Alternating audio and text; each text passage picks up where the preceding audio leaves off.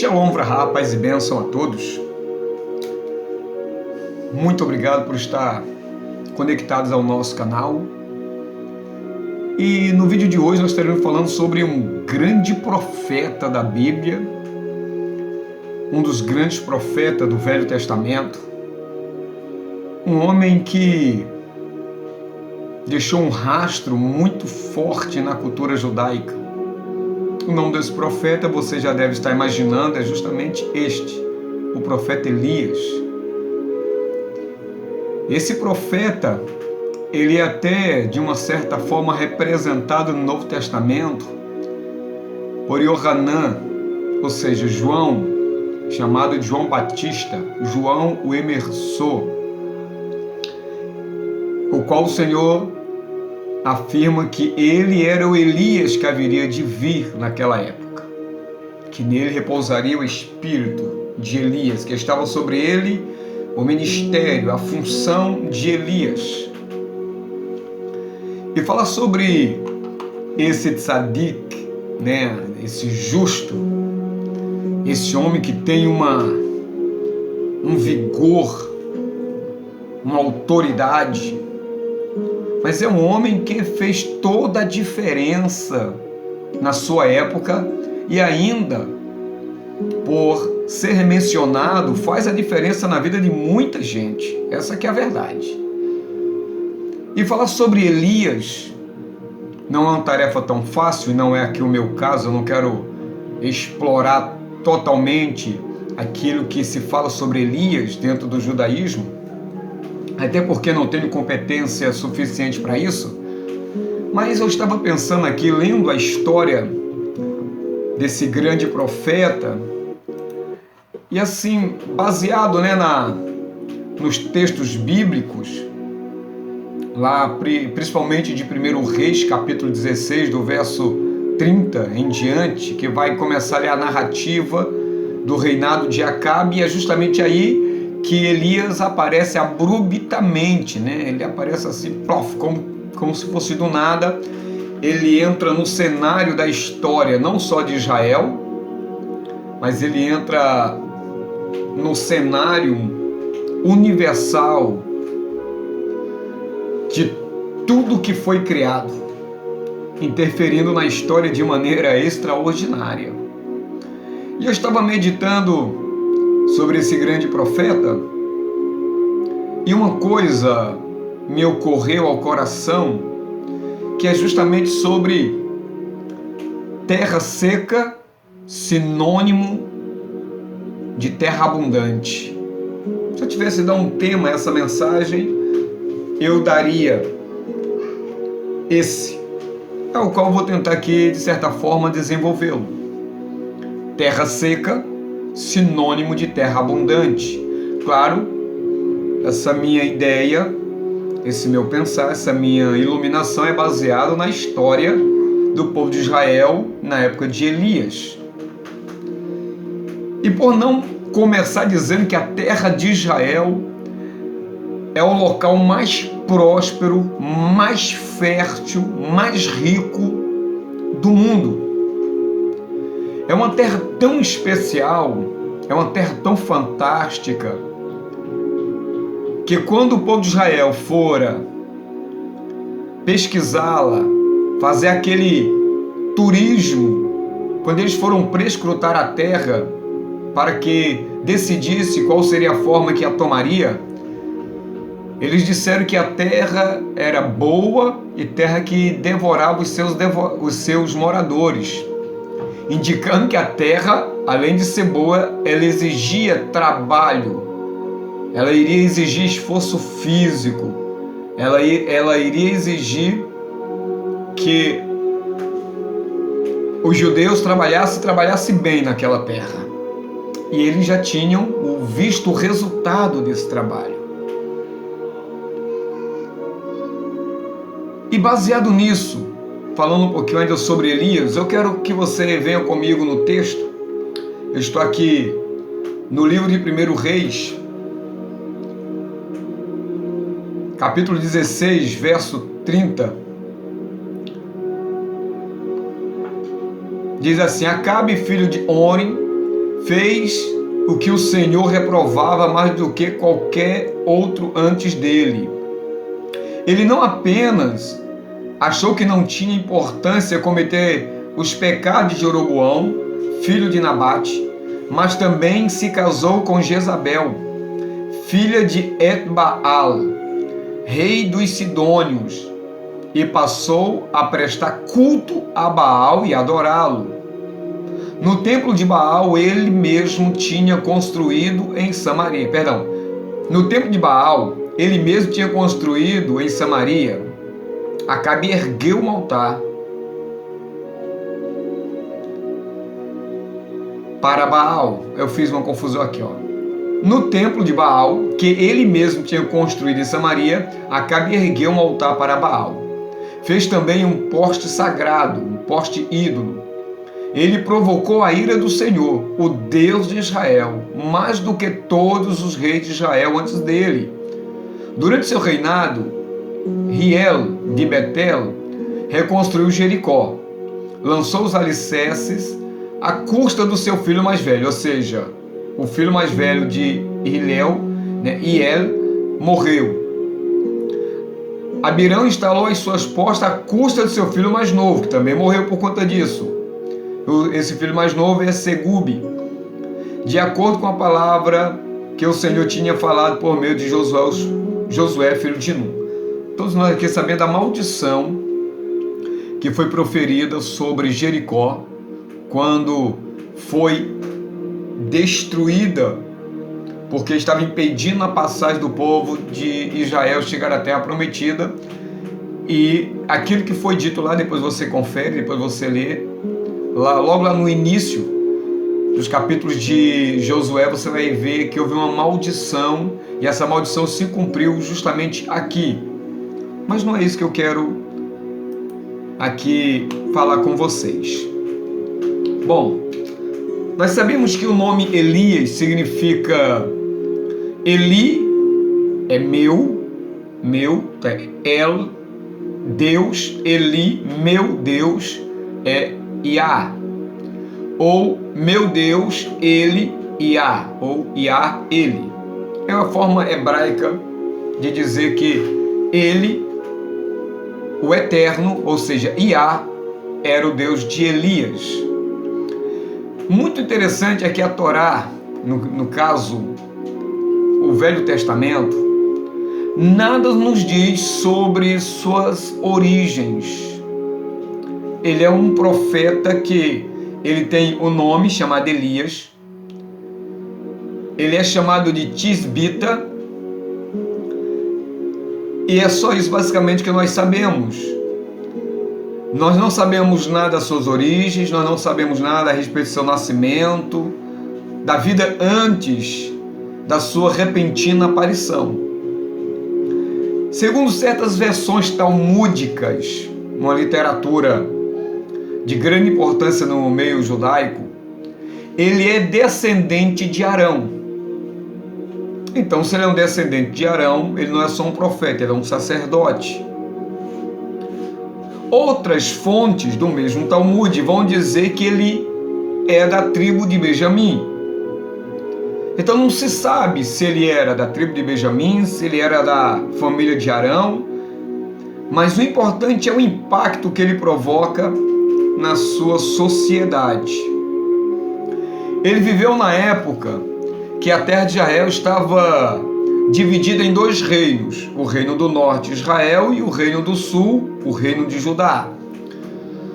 E o rei Acabe, ou Ahav, filho de Omri, governava justamente Israel nesse período, de 781 a 852 aproximadamente, antes da Era Comum. Nós sabemos que Acabe, ele permaneceu sobre o seu reino por 22 anos. E este, no caso Acabe, segundo a Torá, fez muito mais do que os outros reis que o antecederam, provocando assim o coração, provocando a lealdade, provocando a fidelidade, provocando Deus, que por graça tinha permitido que este homem ali sentasse, assumindo o trono do seu pai. Isso nós podemos acompanhar, você acompanhou no verso 33 de 1 Reis, capítulo 16. E para piorar a situação, nós sabemos que o nosso rei, vou colocar rei bandido, não, talvez vilão, fica mais fácil, o rei vilão, para piorar a situação, ele vai e casa com uma sacerdotisa de Baal chamada Jezabel, filha de um rei fenício. E por ela ser sacerdote de Baal, ela traz essa idolatria. Agora redobre a sua atenção. Ela traz a sua idolatria para o povo de Israel. Dentro de Israel, nós sabemos que havia todos os heróis, vou colocar de maneira Marvel, havia todos os heróis, que eram os profetas, os homens tementes ao Eterno, que estavam ali dispostos a encarar todos os problemas, todas as adversidades, para manter a fé, para manter a lealdade, para manter a postura de um povo que precisava adorar e servir ao Criador dos céus e da terra, aquele que os tirou da terra do Egito e os plantou na terra das quais eles estavam vivendo. E é justamente aí que a coisa começa a ficar estreita. Apesar de Acabe ter várias esposas, esse rei acaba se apaixonando completamente. Ele arreia os 4 pneus por Jezabel. Jezabel, que não é boba nem nada, dentro dela já tinha um espírito contrário, já pulsava um espírito que queria destruir o povo de Israel. E a melhor forma de destruir o povo de Israel não era acabando, não era jogando uma bomba atômica, claro que não existia nessa época, uma bomba entre a nação de Israel, no Reino do Norte, mas era explodir a sua crença, a sua lealdade, era exterminar a fé no Deus único e verdadeiro. E ela, astutamente, sabendo que o rei estava com os 4 pneus arriados a respeito dela, ela decidiu então explorar essa fraqueza do rei. Ela se aproveitou de tamanha fraqueza. E ela faz o que? Ela começa a reinar tanto sobre o rei, e reinando sobre o rei, ela teria domínio sobre o seu reino.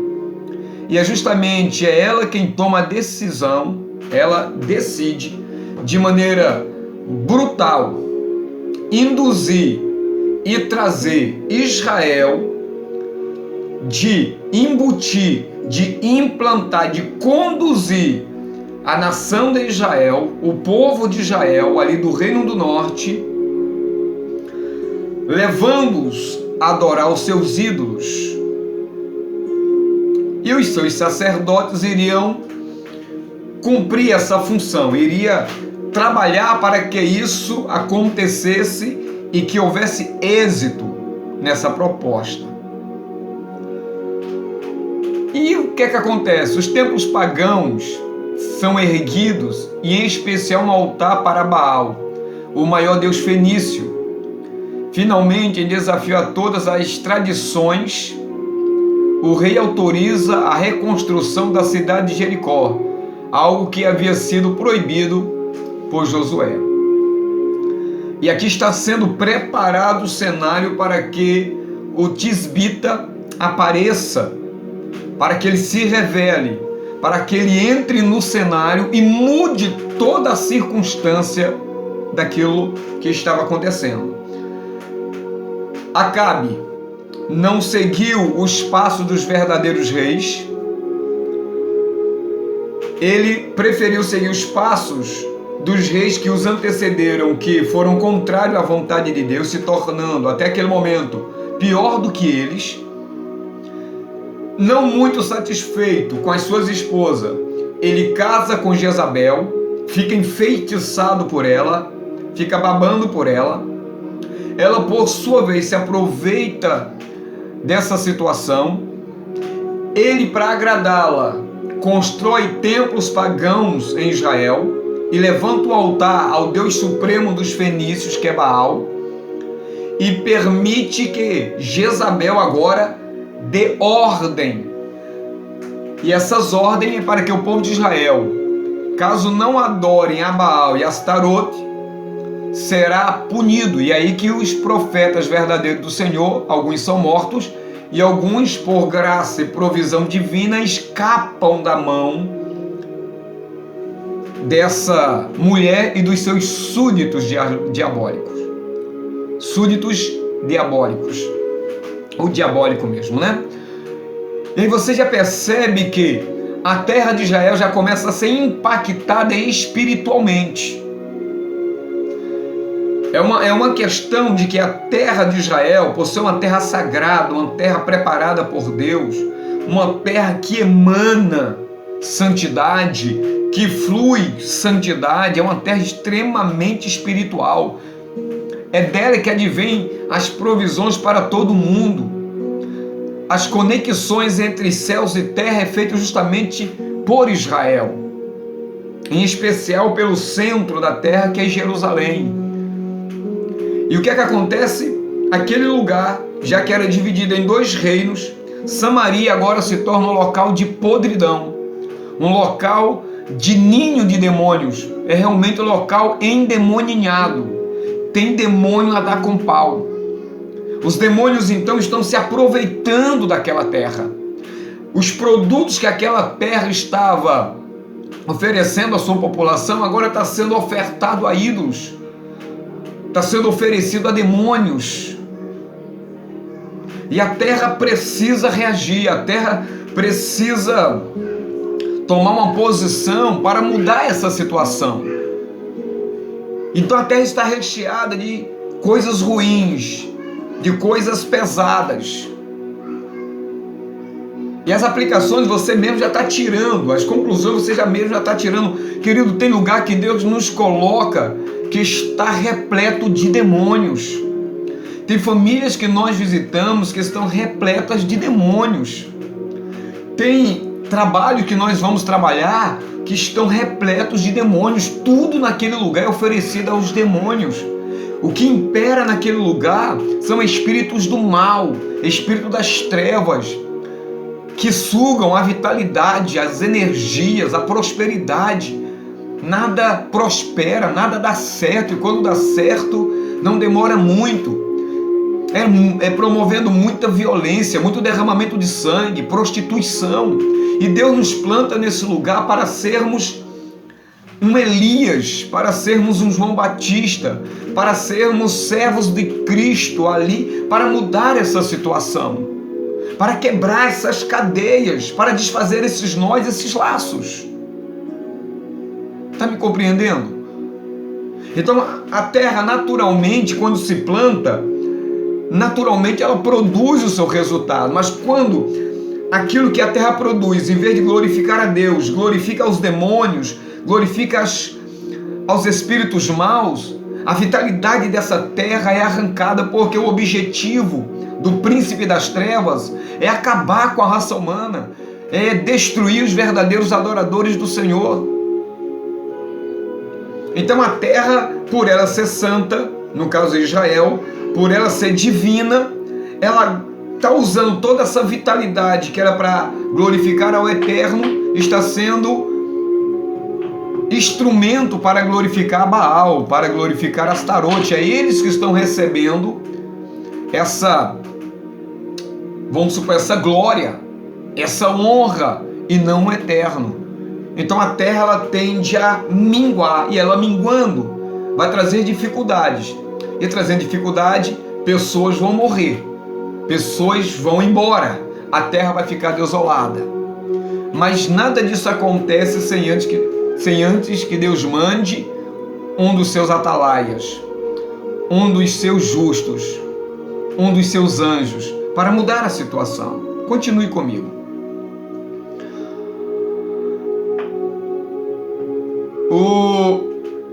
Acabe então decide levantar Jericó novamente. E o que é que acontece? Os filhos do construtor, morreu durante a construção da cidade. É neste momento que o profeta Eliarro, Baruch Hashem, glórias a Deus, surge repentinamente no livro dos reis. É justamente quando esses filhos do construtor de Jericó, que recebeu a autoridade do rei Acabe para construí-la, reconstruí-la, repará-la, colocá-la de pé, que Acabe supostamente se compadece desses filhos, então ele vai lá para consolar os enlutados.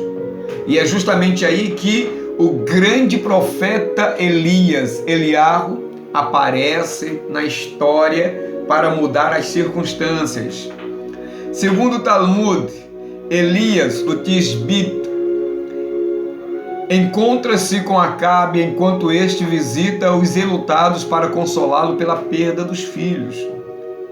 Mas enquanto estava na presença do rei, ouve-o declarar que apesar de Israel ter desobedecido a palavra do Eterno e ter servido ídolos, não haviam se cumprido avisos da Torá de que Deus fecharia os céus. O tempo não vai dar, o meu espaço aqui é muito curto, né, para gravar vídeo. Eu quero aproveitar isso aqui e já para caminhar para a reta final. Olha que coisa interessante. Depois você lê a história toda nos capítulos 16, do verso 25 em diante, aproximadamente, de 1 Reis. Deus, quando fez o pacto com Israel de dar-lhe a terra prometida, ele fez algo inusitado. Ele chama o povo de Israel e manda Moisés dizer para eles o seguinte: que a partir daquele momento que estava sendo feita a aliança, ele precisaria de 2 testemunhas para que aquele contrato fosse válido.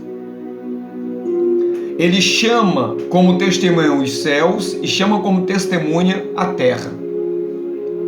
Os céus e a terra são testemunhas eternas para Israel. Ou seja, quando Israel começa a sair do padrão, quando Israel começa a desobedecer e rejeita os avisos do Eterno, naturalmente os céus se fecham e a terra endurece. Os céus, como testemunha que Israel precisa ser leal para que as comportas dos céus sejam abertas e derrame chuva, e da mesma forma a terra precisa dessa chuva para potencializar suas propriedades, receber a semente e produzir seus resultados. Também é testemunha de que Israel, não cumprindo aquilo que prometeu, ela se fecharia, não haveria chuva e a terra não produziria. Como testemunha de que Israel estava fora do caminho, tinha se desviado. Elias entra justamente nesse íntere para declarar e chamar diante do trono divino essas 2 testemunhas, para comprovar, para testemunhar que Israel, representado pelo seu rei, estava fora do padrão que Deus queria que ele estivesse. A Bíblia diz que quando você vai acusar uma pessoa, você precisa acusar essa pessoa pela boca de 2 ou 3 testemunhas, para que o testemunho seja verídico e assim seja aplicada a pena. É justamente isso que Elias faz. Ele entra no cenário, fala para Acabe que o que ele está fazendo, que o povo de Israel que está seguindo ele, é uma afronta contra Deus, é uma quebra de aliança e que eles precisam se arrependerem e voltar à fidelidade. Só que ele não poderia fazer isso sozinho, ele precisava de 2 testemunhas, então ele chama os céus e a terra. E é justamente aí que Elias diz o seguinte: viva o Eterno, Deus de Israel, perante cuja face estou, que nestes anos nem orvalho nem chuva haverá, senão segundo a minha palavra.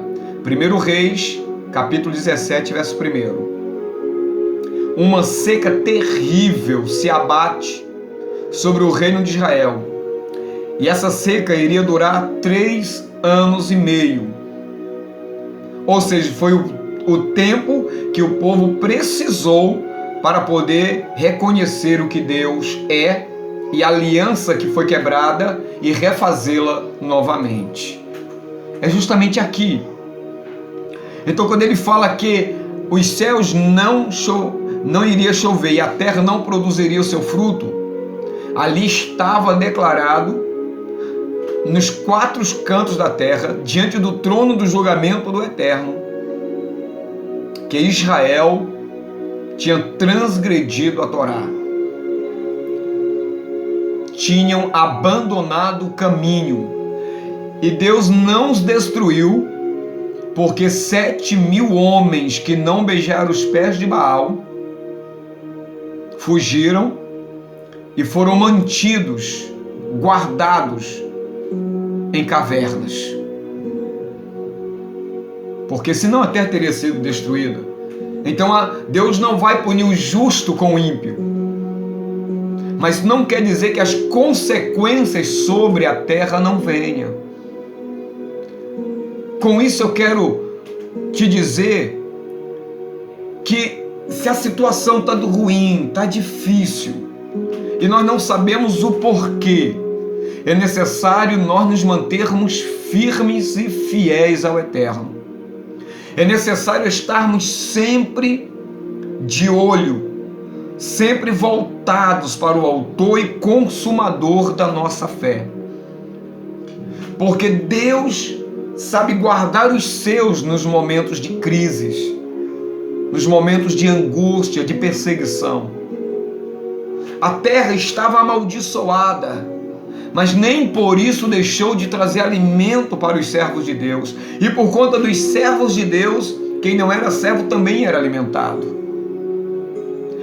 Essa troca, de certa forma, fazia com que a misericórdia de Deus, mesmo de maneira filtrada, reduzida, mantinha a vida, ou mantesse a vida daquele povo, mesmo que as punições viriam. E foi o caso aqui de Elias. Então Elias, após essas palavras, ele imediatamente tem que se retirar. E ele diz uma coisa: só vai chover segundo a minha palavra. Acabe vai de maneira estúpida atrás dele, com a tentativa de matá-lo, mas também com a tentativa de fazer com que ele revertesse esse processo. Acabe não quer só matá-lo, porque a seca se instalou, parou de chover, a terra só estava produzindo os últimos resultados, com a água que ainda escorria, água essa que foi se acabando, ao ponto de chegar à seca total, onde as pessoas começaram então a passar fome, onde os animais, por incrível que pareça, eram mais valorizados do que os súditos, porque o rei precisava de um exército a nível de animal, como se fossem os nossos veículos nos dias de hoje. Mas a coisa se instaurou, a coisa ficou ruim, e oração a Baal não funcionava, a Asterote não funcionava. Querido, perdoe o ruído daqui, que as pessoas estão fazendo obra aqui em cima, tá bom? Então me perdoe esse barulho que de vez em quando vem para cá. Mas dentro dessa perspectiva, a coisa começou a ficar ruim, o caldo começou a engrossar. E já que o caldo está engrossando, eu quero pedir a você que gentilmente não deixe de compartilhar esse vídeo se está te abençoando, de deixar o seu like. Se não é inscrito no nosso canal, se inscreva e acione as notificações, tá ok? E vamos propagar o reino de Deus aos 4 cantos da terra. Vamos quebrar essas maldições estabelecidas sobre o mundo, e nós precisamos uns do outro para sermos profetas aonde Deus nos plantar. Então a coisa ficou ruim. E uma coisa muito interessante é que o profeta que proferiu essa sentença também iria passar dificuldades. Não ia passar fome, mas iria passar dificuldade. Deus lhe mandou para um lugar, ele era alimentado milagrosamente, uma água que descia ali de um dos lados do Jordão, dava a ele de beber, mas essa água foi minguando e acabou. Aí chegou o momento então dele ter que ser transferido de lugar para poder se manter vivo. Foi à casa de uma viúva, e essa viúva já tem um grande segredo. Ela é mãe de um grande profeta bíblico, que eu vou deixar para falar sobre isso depois. Se você quer que eu comente sobre, me manda aí um comentário. Chegando lá, ele multiplica o azeite, multiplica a farinha, não falta, e passa-se o tempo, e chega o momento então dele se deparar com o grande rei. Passa-se o tempo, 3 anos e meio, a fome já está terrível, ou seja, o propósito do inimigo parecia estar se cumprindo a toda risca. Havia miséria pelos 4 cantos da terra, mas Baal continuava sendo adorado. Asterote começava a ganhar força exorbitante naquela época. Deixa eu abrir um parênteses aqui. Duvide dos seus sentimentos quando você estiver carente, quando você estiver com fome. Duvide por quê? Porque é natural que no momento de fome, no momento de sede, no momento de carência, nós vermos o que não é para ser visto, e sentirmos o que não é para ser sentido, e buscarmos as pessoas que não é para serem buscadas. Porque os nossos sentimentos, as nossas carências, a fome, a nossa necessidade tende a nos enganar. Nós criamos miragem, nós sentimos coisas erradas, nos sentimos atraídos por coisas erradas. Muitos se enveredam pelas drogas, pela bebedice, pelas bruxarias e por uma série de outros caminhos escuros e escusos, porque se deixam enganar nesses momentos de sensibilidade. Naquele momento de fome, o povo se deixou enganar. Naquele momento de euforia, o povo se deixou enganar. Eu trouxe miséria, eu trouxe fome. Ele chega para Acabe e fala para ele o seguinte. Eu estou aqui pulando as fases por conta do tempo do vídeo. Eu quero fazer um desafio. Eu quero que você convoque todos os sacerdotes de Baal, de Asherá, e vamos subir para o Monte Carmelo. Lá nós vamos clamar ao Deus. Eu vou clamar ao meu Deus, Baal. Os profetas de Baal e Asherá vão clamar a eles. E quem responder com fogo, esse é o verdadeiro rei de Israel. Esse é o verdadeiro soberano de Israel. Esse é aquele que é o Deus que domina tudo e todos de Israel. Acabe estava com as mãos atadas, as coisas estavam ruins. E uma coisa que me chama muita atenção, pegando o gancho da sensibilidade, é que Elias faz uma pergunta intrigante. Até quando cocheareis entre 2 pensamentos? Ou seja, as pessoas, ao mesmo tempo que estavam buscando a Baal e a Asherá, estavam também buscando a Deus. Eles estavam acendendo uma vela para o diabo e outra para Deus. Então eles teriam que decidir. E Deus então estava dando o parâmetro para que aquilo acontecesse. Bom, chega lá no Monte Carmelo, você já sabe o que é que acontece. Desde a madrugada até meio-dia aproximadamente, até a parte da tarde, o povo está lá vendo, ouvindo os profetas clamando, se retalhando, chorando, sapateando, pagodeando, e nada de Baal e Asherá responder, porque nesse momento de luta espiritual, todos os demônios, todas as hostes espirituais da maldade estão agora recolhidas, porque elas sabem que com quem eles vão lutar, eles não têm força de prevalecer, não tem como ganhar. Nenhuma entidade maligna, querido, poderia naquele momento se manifestar de uma forma ou de outra, porque Deus estava no negócio. Ele estava ali debaixo da autoridade, da soberania divina. É por isso que Elias caçoa. E chega o momento então de Elias adorar a Deus. O que é que ele faz? A primeira coisa que ele vai fazer é restaurar o altar. Ele sabe que ele precisa dos méritos das 12 tribos de Israel e por isso ele usa as 12 pedras que já tinham sido derrubadas ali naquele lugar. Ele monta mais uma vez aquele altar. Ele refaz porque sabe que precisa dos méritos. Ele também sabe que precisa da unidade de todas as tribos de Israel. É isso que ele está evocando. É isso que ele está trazendo aos olhos, aos ouvidos de quem está vendo e ouvindo. E depois de preparar o altar, ele coloca o touro. E agora vem. Ele pede para jogar água. Joga-se bastante água. E ele clama. E ele pede ao Senhor: ó eterno Deus de Abraão, Isaque e Israel, que se manifeste hoje que tu és Deus e que eu sou teu servo e que conforme tua palavra fiz todas essas coisas. Responde-me, ó eterno, responde-me, para que este povo saiba que tu és eterno, és Deus em Israel. 1 Reis 18, 36 e 37. E no versículo 39 diz: e todo o povo viu, e caíram sobre seus rostos e disseram: o eterno é Deus, o eterno é Deus. Aleluia. Por isso, queridos, que uma terra seca é sinônimo de uma terra muito produtiva. A terra de Israel foi improdutiva por conta dessas orgias espirituais, por conta do entregar ao inimigo a terra.